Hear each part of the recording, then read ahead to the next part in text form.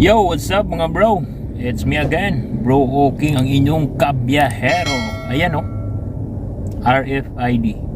I-share ko nga pala sa inyo mga bro, lalo sa ating mga baguhan, kung paano mag-load ng RFID ng manggagaling sa GCash.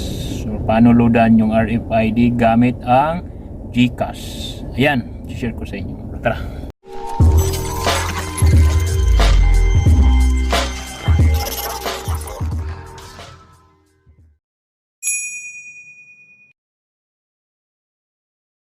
Ang una ko i-share sa inyo mga bro kung paano mag-load ng auto sweep. Ayan. Ayan na mga bro, nandito na tayo sa ating GCash account. At meron akong available balance na 566.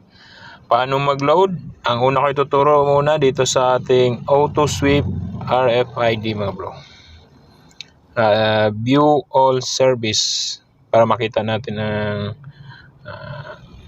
iba pang service mga bro. Bababa lang natin. Yan. Yan. Dito tayo sa transportation mga bro. Dito tayo maglo-load ng RFID. Ayan, ito. Tapos dito tayo sa auto sweep RFID. Ayan, pindutin natin ito mga bro. Yan, ganyan ang magiging itsura.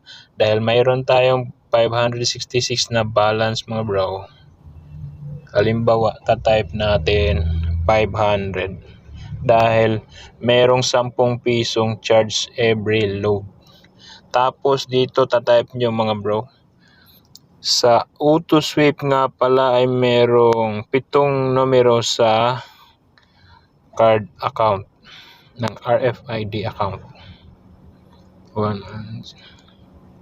Halimbawa, itong akin. Ayan. May 7 na akong na-type.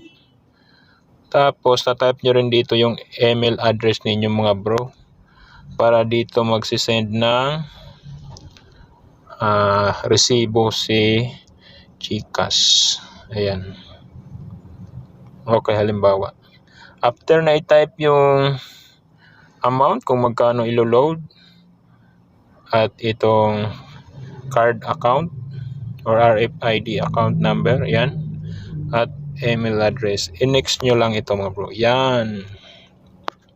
Tapos confirm, then send. Ayun na yun, na ilo-load na yun mga bro, dahil hindi muna ako maglo-load dahil marami pang laman yung aking RFID. Back muna tayo mga bro. Sana all. Dito naman tayo sa Easy Trip mga bro. Balik tayo dito sa transportation. Ayan. Ayan.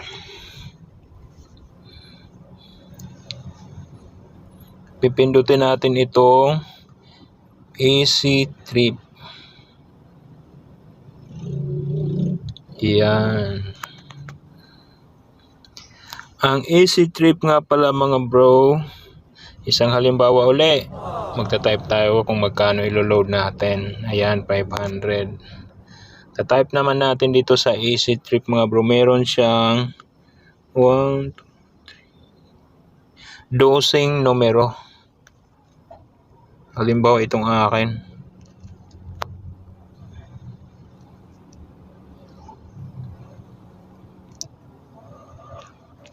Ayan. Ayan, 12 numero. Tapos, sa-type nyo ulit itong email address ninyo mga bro. Para doon ulit magsisend ng resibo si GCash. Ayan. Next nyo lang. Ayan, mga bro.